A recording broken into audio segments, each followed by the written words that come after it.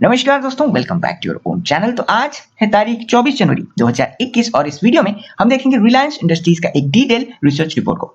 लेकिन उससे पहले अगर आप इस चैनल पे नए हैं और आपने अभी तक इसे सब्सक्राइब नहीं किया तो ऐसे इंपॉर्टेंट मार्केट अपडेट्स पाने के लिए आप इसे अभी से सब्सक्राइब कर लें और बेल आइकन को ऑन रखना बिल्कुल भी ना भूलें ताकि आपको हमारे वीडियोस के नोटिफिकेशन सबसे पहले देखने को मिले। तो चलिए इस वीडियो को हम यहीं पे शुरू करते हैं।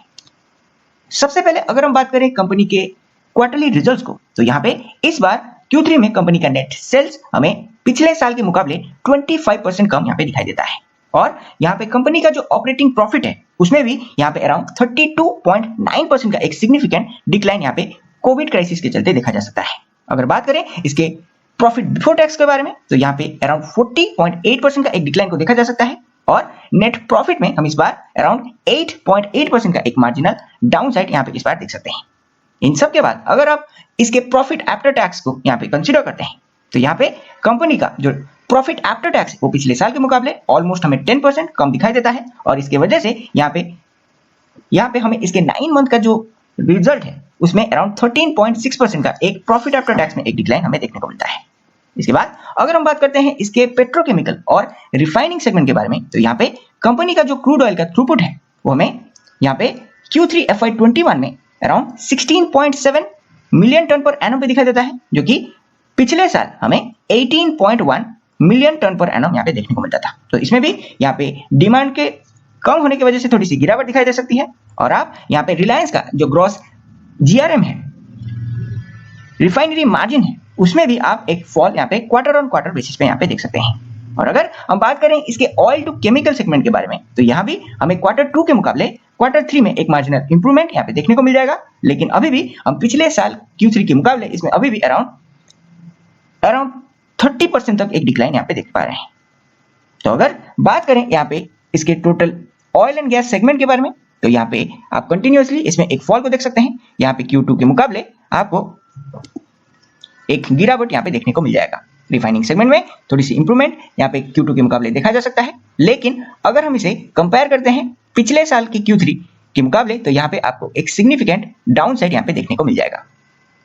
ओवरऑल अगर इसके नेट सेल्स को देखा जाए तो ये Q2 के मुकाबले थोड़ा सा इंप्रूव हुआ है और अगर हम इसे कंपेयर करते हैं पिछले साल के मुकाबले तो यहाँ पे अभी भी आपको अराउंड 20 to 30% तक एक फॉल यहाँ पे देखने को मिल जाएगा। EBITDA को अगर यहाँ पे ब्रेकआउट किया जाए तो यहाँ पे क्वार्टर 2 के मुकाबले सिक्वेंशियली एक ग्रोथ को देखा जा सकता है, लेकिन ईयरली बेसिस पे हमें अभी भी एक बहुत ही बड़ा डाउन साइड यहाँ पे देखने को मिलता है। टोटल यहाँ पे EBITDA को अगर हम कंसीडर करते हैं तो यहाँ पे सिक्वेंशियली एक इंप्रूवमेंट को देखा जा सकता है और सिमिलरली हम इसके टोटल के केस में अभी भी ईयरली बेसिस पे एक डाउन साइड रिस्क यहाँ पे देख सकते हैं। इसके बाद अगर हम बात करते हैं कंपनी की इनकम स्टेटमेंट के बारे में तो यहाँ पे FY20 में इसका जो रेवेन्यू था उसके मुकाबले FY21 में इसका रेवेन्यू हमें 27% यहाँ पे घटते हुए दिखाई देते हैं और यहाँ पे कंपनी का जो प्रोजेक्टेड रेवेन्यू है वो अगले साल हमें 34.6% के रेट से यहाँ पे ग्रो होता हुआ दिखाई दे सकता है और उसके अगले साल हम इसे 13.4% के रेट से यहाँ पे ग्रो होता हुआ प्रोजेक्ट कर सकते हैं। कंपनी का जो ग्रॉस प्रॉफिट मार्जिन है उसमें भी अराउंड 5.3% का एक डिक्लाइन को देखा जा सकता है, जो कि अगले 2 फाइनेंशियल ईयर में हमें मार्जिनली यहाँ पे इंप्रूव होते हुए यहाँ पे हमें देखने को मिल सकते हैं। EBITDA को अगर हम यहाँ पे कंसीडर करते हैं तो यहाँ पे पिछले साल के मुकाबले अराउंड 35.8% का एक फॉल यहाँ पे दिखाई देता है और हम इसके मार्जिन में यहाँ पे अराउंड 1.8% का एक फॉल यहाँ पे देख सकते हैं। अगले 2 साल का अगर हम प्रोजेक्टेड EBITDA को यहाँ पे कंसीडर करते हैं तो इसमें आपको एक सिग्निफिकेंट अपसाइड यहाँ पे देखने को मिल जाएगा, क्योंकि कोविड के बाद जब डिमांड में एक तेजी फिर से यहाँ पे देखने को मिलता है तो आप यहाँ पे इसके मेन कोर बिजनेस यानी पेट्रोकेमिकल और रिफाइनरी सेगमेंट में और ज्यादा रेवेन्यू यहाँ पे जनरेट होता हुआ एक्सपेक्ट कर सकते हैं। इसके जो प्रॉफिट आफ्टर टैक्स है वो इस बार पिछले साल के मुकाबले हमें काफी कम यहाँ पे होता हुआ दिखाई देता है और इसमें अराउंड 30% तक एक फॉल यहाँ पे देखा जा सकता है। इसका जो एडजस्टेड प्रॉफिट आफ्टर टैक्स है उसमें भी अराउंड 24.4% का एक डिक्लाइन को देखा जा सकता है, जो कि अगले 2 फाइनेंशियल ईयर में हमें 53.1 और 34.8% के मार्जिन से यहाँ पे ग्रो होते हुए हमें यहाँ पे देखने को मिल सकता है। इसका जो प्रॉफिट आफ्टर टैक्स है उसका मार्जिन हमें इस बार ऑलमोस्ट यहाँ पे फ्लैट दिखाई देता है, जो कि अगले फाइनेंशियल ईयर में हमें 11.8 और FY23 में ये हमें 14% के मार्जिन से यहाँ पे ग्रो होता हुआ यहाँ पे प्रोजेक्ट किया जा रहा है। और इन सब का अगर हम यहाँ पे एक शॉर्ट ब्रीफ एनालिसिस करें और वो भी ईपीएस के थ्रू, तो यहाँ पे कंपनी का जो ईपीएस है वो हमें स्टैंड अलोन बेसिस पे यहाँ पे 41.2 रुपये पे यहाँ पे देखने को मिलता है, जो कि अगले 2 फाइनेंशियल ईयर में हमें बढ़ते हुए 63.2 और 85.1 रुपये तक यहाँ पे बढ़ते हुए हमें दिखाई दे सकते हैं। तो इस साल आपको कंपनी का जो ग्रोथ है वो हमें सिर्फ रिटेल और जियो के चलते ये ऑलरेडी प्राइस्ड इन हो चुका है, जिसके बाद हम आगे इसका एक प्रोजेक्टेड टारगेट के बारे में हम यहाँ पे आगे डिस्कस करने वाले हैं। इसका जो बैलेंस शीट है अगर आप इसे चेकआउट करना चाहें तो यहाँ पे कंपनी का जो नेट एसेट्स है उसमें एक ग्रोथ यहाँ पे देखा जा सकता है, लेकिन इस साल पहली बार FY21 में इसमें थोड़ी सी गिरावट यहाँ पे हमें दिखाई देती है। यहाँ पे टोटल एसेट्स आपको यहाँ पे नीचे गिरता हुआ दिखाई देगा, जो कि अगले साल से हमें ऑलमोस्ट यहाँ पे अपने प्री कोविड लेवल्स तक यहाँ पे पहुंचते हुए दिखाई दे सकते हैं। यहाँ पे ये जो फिगर्स हैं ये आपको क्रोर्स में यहाँ पे देखने को मिल जाएगा, क्रोर्स या फिर ये मिलियंस में हो सकते हैं, और इसमें अगले 2 साल में आपको यहाँ पे एक स्टेडी ग्रोथ यहाँ पे देखने को मिल सकता है। कंपनी के जो करंट एसेट्स हैं, यानी कंपनी अपने जो बिजनेस अगले 1 साल में अपने ऑपरेशनल एफिशिएंसी के थ्रू यहाँ पे जनरेट करने वाली है, उससे इसका इनकम हमें स्टेडी ग्रोथ के साथ ग्रो होता हुआ दिखाई देता है। और इसके जो नॉन करंट एसेट्स हैं उसमें भी आप यहाँ पे एक ग्रोथ अगले 2 साल के अंदर यहाँ पे जनरेट होता हुआ एक्सपेक्ट कर सकते हैं। इसका जो इक्विटी शेयर कैपिटल है इसमें थोड़ी सी उछाल यहाँ पे देखा जा सकता है, क्योंकि कंपनी ने रिसेंटली अपना एक राइट इशू मार्केट में यहाँ पे लॉन्च किया हुआ था। और इन सब के बाद अगर आप इसके लायबिलिटीज को देखना चाहें तो यहाँ पे कंपनी का जो लॉन्ग टर्म बोरोइंग्स है वो हमें धीरे धीरे कम होते हुए दिखाई देते हैं, और इसका जो प्रोविजनिंग फिगर्स हैं उसमें भी आप यहाँ पे थोड़ी सी गिरावट अगले 2 साल में यहाँ पे होता हुआ एक्सपेक्ट कर सकते हैं। तो इन सब के बाद कंपनी यहाँ पे अगले 2 से 3 साल के अंदर अपने आप को एक नेट डेट फ्री कंपनी की तरह आगे प्रोजेक्ट कर सकती है, और इसके लिए यहाँ पे कंपनी को अपने 2 सब्सिडियरी रिलायंस रिटेल और रिलायंस जियो को यूएस मार्केट में यहाँ पे लिस्ट करने के बारे में प्लान करना होगा, तभी जाके ये अपने आप को truly as a net debt free company की तरह आगे प्रोजेक्ट कर सकती है। इसके बाद अगर हम बात करते हैं इसके कैश फ्लो के बारे में, तो यहाँ पे कंपनी का जो प्रॉफिट बिफोर टैक्स है वो हमें FY 2020 में अराउंड 4,45,610 लाख में यहाँ पे देखने को मिलता था, क्रोर्स पे यहाँ पे देखने को मिलता था, सर ये मिलियंस में है। और इसमें हम FY 21 के फिगर्स में यहाँ पे एक सिग्निफिकेंट डाउनसाइड यहाँ पे देख सकते हैं। अगले 2 फाइनेंशियल ईयर में इसमें एक सिग्निफिकेंट इंप्रूवमेंट यहाँ पे एक्सपेक्ट किया जा रहा है, और इसका मेन रीजन यहाँ पे रिटेल और जियो प्लेटफॉर्म से होने वाले अर्निंग्स को यहाँ पे कंसीडर किया जा सकता है। यहाँ पे इसके जो डायरेक्ट टैक्स है वो हमें कंसिडरेबली यहाँ पे घटते हुए दिखाई देते हैं, जिसकी वजह से कंपनी का जो नेट कैश फ्लो इसका ऑपरेटिंग एक्टिविटी से जनरेट हुआ है उसमें हम एक इंप्रूवमेंट अगले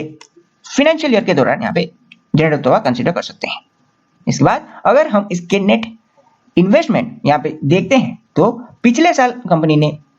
अपना इन्वेस्टमेंट काफी ज्यादा किया हुआ था, जो कि इस साल हमें कोविड क्राइसिस की वजह से थोड़ा सा कम होता हुआ दिखाई देता है।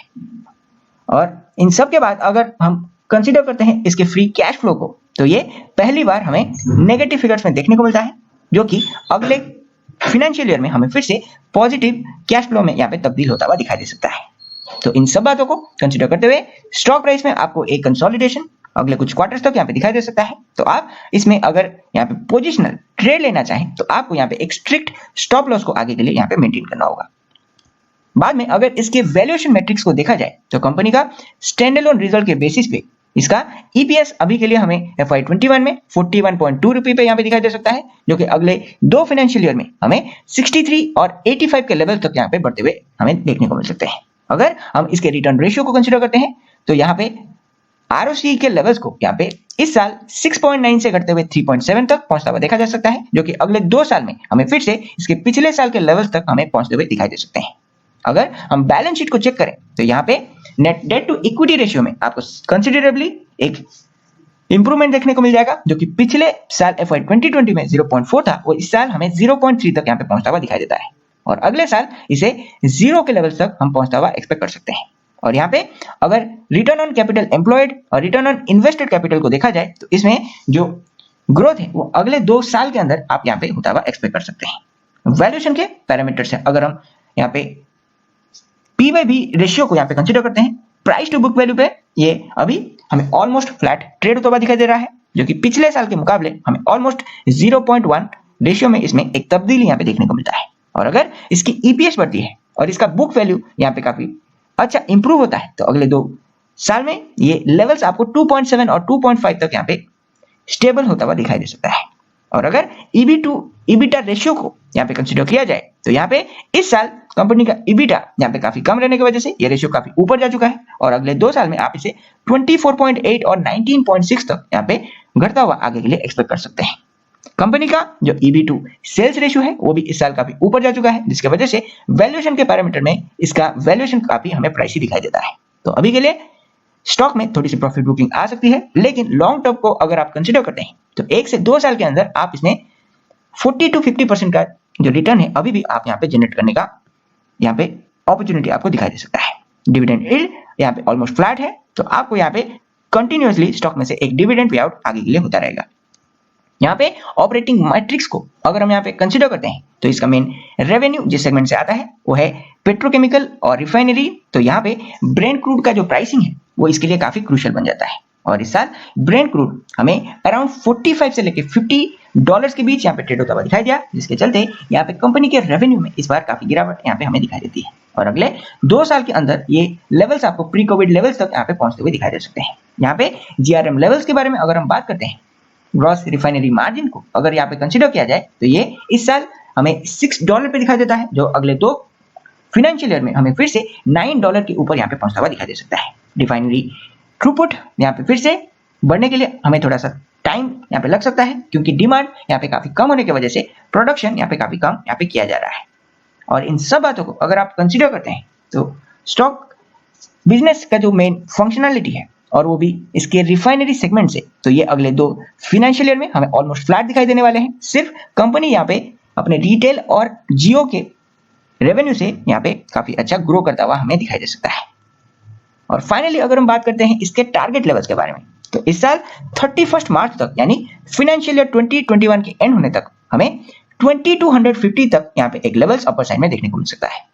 और अगर हम बात करते हैं ईयर एंड तक तो यहाँ पे 2400 का लेवल हमें यहाँ पे अचीव होता हुआ दिखाई दे सकता है, क्योंकि यहाँ पे मेन बिजनेस पेट्रोकेमिकल हमें ऑलमोस्ट फ्लैट दिखाई देता है। तो यहाँ पे डिमांड में तेजी आने में हमें 2 से 3 क्वार्टर यहाँ पे लगता हुआ आप यहाँ पे कंसिडर कर सकते हैं। तो जिन लोगों के पास इसके स्टॉक्स हैं वो लोग इसे होल्ड करना यहाँ पे कंसीडर कर सकते हैं, और यहाँ पे जिन लोगों का पॉइंट ऑफ व्यू पोजिशनल है वो लोग यहाँ पे 2000 का एक स्ट्रिक्ट स्टॉप लॉस लेके इसमें 100 रुपए का एक टारगेट अपर साइड में यहाँ पे प्लान कर सकते हैं, क्योंकि यहाँ पे मार्केट काफी ज्यादा वोलेटाइल है तो आपके स्टॉप लॉस हिट होने के चांसेस काफी ज्यादा है। तो आपको यहाँ पे अकॉर्डिंगली अपने ट्रेड यहाँ पे प्लान करने हैं। लेकिन अगर आपका point of view long term है, अगर आप 6 मंथ्स टू 1 ईयर तक इसमें इन्वेस्ट करना चाहते हैं, तो आपको इसमें काफी आसानी से यहाँ पे 2400 के टारगेट यहाँ पे अचीव होते हुए दिखाई दे सकते हैं। तो इसी के साथ इस वीडियो को हम यहाँ पे एंड करते हैं। अगर आप इस स्टॉक में इन्वेस्ट करना चाहते हैं और अगर ये पहले से आपके पोर्टफोलियो में शामिल है, तो आप अपने पॉइंट ऑफ व्यू हमारे साथ जरूर शेयर करें। हम उस बात को आगे अपने वीडियोस में यहाँ पे शामिल करने का प्रयास करेंगे। तो तब तक के लिए चैनल को सब्सक्राइब करें, और अगर आप यहाँ पे हमारे टेलीग्राम चैनल का पार्ट नहीं है तो उसे भी आप जाके नीचे ज्वाइन कर सकते हैं। और इन केस अगर आप अपने लिए एक मॉडल पोर्टफोलियो क्रिएट करना चाहें और वो भी हमारे टीम की मदद से, और मेरे पोटेंशियल मल्टीबैगर्स और स्विंग ट्रेड्स के बारे में अगर आप जानना चाहते हैं, तो चैनल का जो मेंबरशिप प्लान है वो करंटली एक्टिव है, जिसे आप नीचे हमारे टेलीग्राम प्रोफाइल लिंक में जाके एक्टिवेट करवा सकते हैं, और वो लिंक है t.me/balram marana। तो तब तक के लिए मैं मिलूंगा आपको अगले वीडियो में। And finally thanks for watching.